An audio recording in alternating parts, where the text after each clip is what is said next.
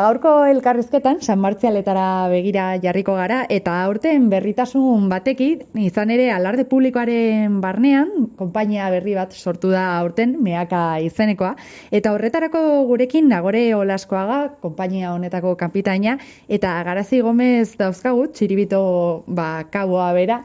Eta datozen minutuetan zehar, pixka bat aurtengo San Martzialei begira nolako prestaketa lanak egin dituzten azalduko digute. Beraz, neskak lehenik eta behin elkarrizketarekin hasteko konta iguzue pixka bat zein den guzti honen testuingurua. Hau da, nolatan erabakitzen duten konpainia berri bat sortzea. Bueno, nik hitz egingo, bai. Vale. Ni aspalditik ateratzen naiz alarde publikoan, eta bai faltan botatzen nula nire auzoko konpainian ateratzea. Orduan, konturatu nintzen nire nahia edo nire desioa etzela bakarra, ez? Aurreko urteetan, entsaio ingurutan entzuten zen idei hori, Meakako konpainia sortzeko ideia. Izan ere, Neko Alzuri txikitako bizilagun batek aurretik zerrenda bat egin zuen, nik bertan apuntatu nintzen, baina hori bertan bera utzi zen.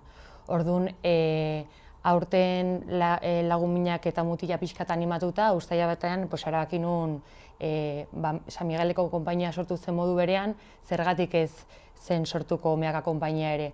Orduan, hasi nintzen pixkat informazioa bilatzen. Kontaktatu nuen Eneko Alzurirekin, bere zerrenda hori famatua nolatan zegoen edo ikusteko, eta segituan egin genuen talde txiki bat, eta aholkatu ziguten lehenengo juntan sortu egin zen lehenengo bileratara jutea. Izan zela justo San Martzial eta egun batzuk beranduago. Eta gure ideia pixkat aurkeztea. Ara juntziren, ni justo porretan nebilen, ordu nire lagunak juntziren ara, pixkat idei hori horrekin, eta esan zieten idei hori pixkat gehiago garatu behar genuela. Eta aurrerago aurkeztu berriro beraien aurrean.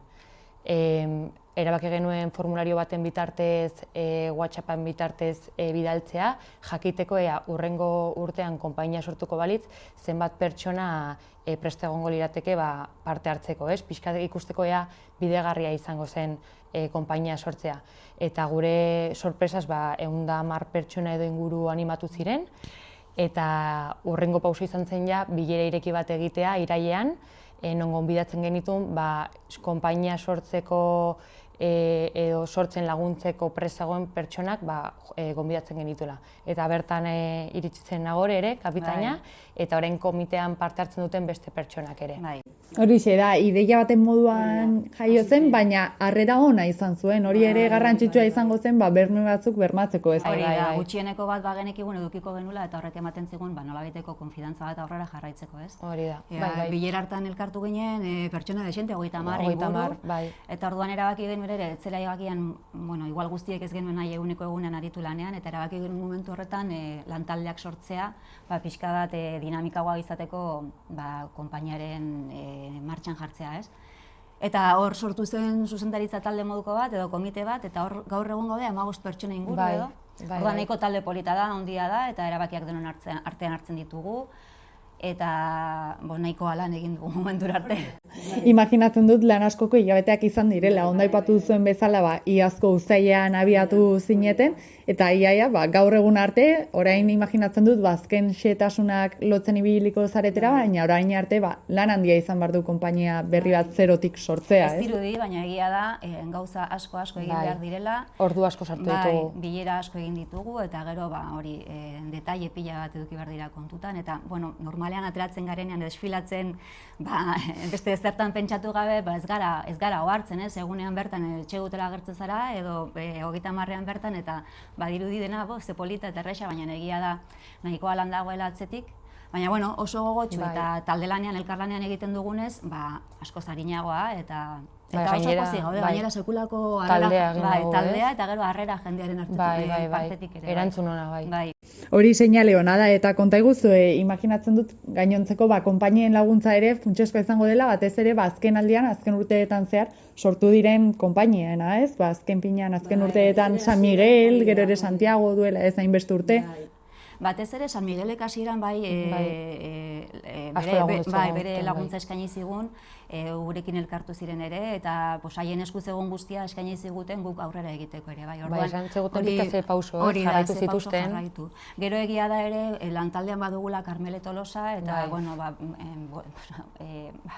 aspalditik dabil honetan, eta orduan esperientzia handiko pertsona da, eta bere ekarpenak ere oso garrantzitsuak dira, ez? Orduan guzti horrek laguntzen du, eta gero juntaren aldetik ere sekulako babesa, musika tailerrak antolatzeko ere beste tokitatik datoz pertsonak, eta oso babestuta sentitu gara, eta orduan dena askoz errazago egiten da. Hori da, ekaina iritsi horretik ikusi dugu aurreko hilabeteetan ere lanean aritu zalete da, musika tailerrak egin dituzue, pixka bat jendea erakartzeko eta nobedade honen berri emateko ekintzak egin dituzela. Konta iguzue pixka bat zeintzuk izan diren antolatutakoak edo ze helbururekin antolatu dituzuen? Egin genuen lehenengo bazkari bat, hori izan duzan urtarrilean, otsailaren batean otsailaren batean egin genuen bazkaria, lehenengo bazkaria Meaka konpainiarena, oraindik konpainia sortu gabe edo ez, eta egia esan 60 pertsona agertu ziren bertara, orduan guretzat izan zen sekulako arrakasta. Eta gero bigarrena izan zen mendimartxan nahi gauzuzu kontatu pixka bat hori. Bai, elkartu ginen martxoan izan zen, ez? Bai, martxoan. Bai, egin genuen mendimartxa bat, elkartu ginen Meakako elkartean, goiko elkartean, eta han egin genuen ibilbide itxi bat, eta gero pintxopote antzeko bat, bai, ezagutzeko bai. Horixe da, azken finean, ekaina iritsi baino lehen, motorrak berotzen jun behar da, ja ekainaren atarian gaude da maiatzean, kantinera aukeratu duzue da, imaginatzen dut da, azken xehetasunekin ibiliko zaretela, ez? Hori entxegugunak zehazten, pixka bat konpainia antolatzen eta ez? Bai, orain justu hori entxegugunekin gabiltza, egunak gutxi gora bera aukeratuta ditugu, baina hori ibilbideak oraindik ez ditugu zehaztu eta hortan gabiltza. Bai adostuta dugula, borda txikitik aterako garela, arratsaldeko 8:00 entxego guztietan, hori bai zehaztu dugula, eta baita ere daukagu zehaztuta armen ikuskatzea egingo dugula Joanitan, eta gero San Martzial egunean ere olatik abiatuko garela.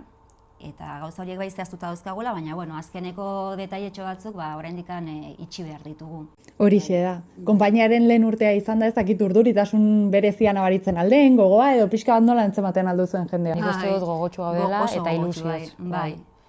Bai, gero badakizu lehenengoa aldia izanik, hori ere ez dakigu seguraski zenbat jendek parte hartuko duen, eta pixka hori zalantza horiekin, ea nola jungo dan. Hori, lehenengo aldiaren urduritasunak, baina egia esan ikusita orain arte eduki dugun babesa, nahiko konfiatuta gabiltza. Bai, harrera ona izan dugu, orduan, bai.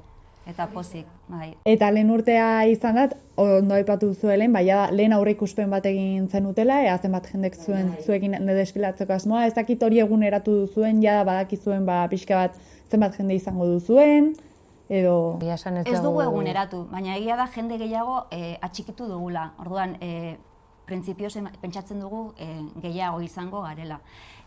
Bai, azpimarratzekoa, pasaden larun batean egin genuen entxegu orokor moduko bat Tokialai ikastetxean, eta egia da, redoble bexente ditugula, partxeak ere bai, orduan, nahiko pozik gaude, eta lasai ze askotan izaten, redoblena izaten da pixka bat eskaxena. Bai, orduan, pozik gaude, guk ere egin dugu eskara bat, instrumentu eskara bat, konpainiaren izenean, eta redoble bexente eskatu ditugu, orduan, horrek lasaitasuna apur bat bai ematen digu, eta entxegu orokor hori ere oso polita izan zen, eta badugu asmoa beste bat egiteko, ekainaren 7an egingo dugu, Tokialai ikastetxean berriro ere, goizeko 10:00, eta asmoa da pixka bat hori, txilibituak, erredobleak edo partxak elkartzea, eta pixka hor, lehenengo entxegu orokortxo bat egitea.